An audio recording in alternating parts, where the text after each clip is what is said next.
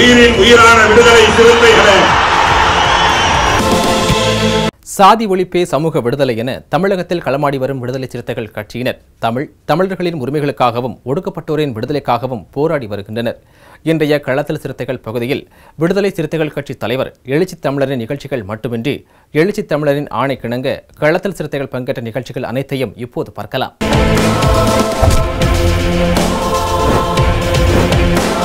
உயிரின் உயிரான விடுதலை சிறுத்தைகளே.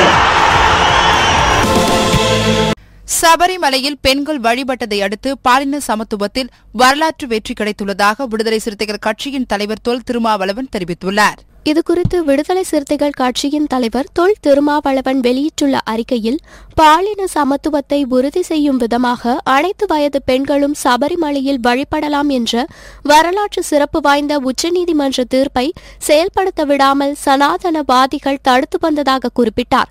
இந்த சனாதன போக்கை நியாயப்படுத்தும் விதமாக பிரதமர் நரேந்திர மோடி கருத்து தெரிவித்ததையும் தொல் திருமாவளவன் சுட்டிக்காட்டினார்.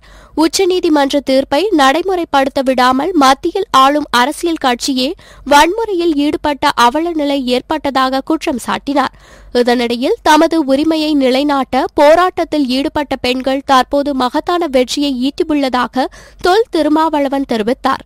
சபரிமலை சென்ற பிந்து, கனகதுர்கா என்ற 2 பெண்களுக்கு சனாதன வெறியர்களால் ஊறு நேரிடலாம்.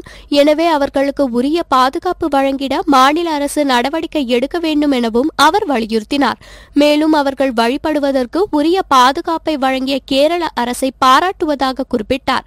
தற்போது சபரிமலை கோவிலில் பெண்கள் வழிபாடு செய்துள்ளதை தொடர்ந்து கோயில் கருவறையை மூடி புனிதப்படுத்தும் சடங்குகள் செய்யப்படுவதாக தகவல்கள் வந்துள்ளன என்றும் இது உச்சநீதிமன்ற தீர்ப்புக்கும் எதிரானது. எனவே அதற்கு பொறுப்பானவர்கள் மீது நீதிமன்ற அவமதிப்பு நடவடிக்கை எடுக்கப்பட வேண்டும் என கேட்டுக்கொண்டார்.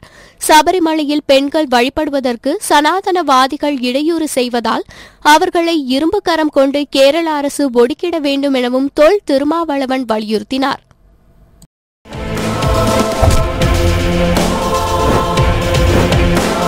உயிரின் உயிரான விடுதலை சிறுத்தைகளே.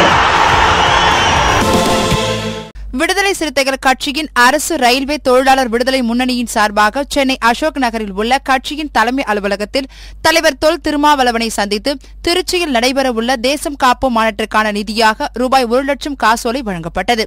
ரயில்வே தொழிலாளர் விடுதலை முன்னணியின் மாநில செயலாளர் விஜயா தலைமையில் நடைபெற்ற இந்த நிகழ்ச்சியில் LLF பொது மேலாளர் மகாதேவன் மற்றும் அமைப்பாளர் பேரறிவாளன், மண்டல தலைவர் கோவிந்தராஜ், நிர்வாக தலைவர் செல்வ விநாயகம், துணைத் தலைவர் ஷாம், திருக்குமார் உள்ளிட்ட ஏராளமான முன்னணி பொறுப்பாளர்கள் உடனிருந்தனர்.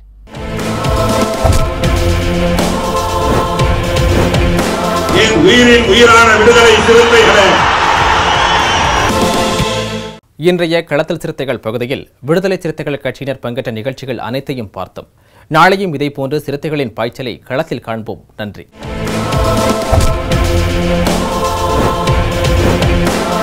உயிரின் உயிரான விடுதலை சிறுத்தைகளே.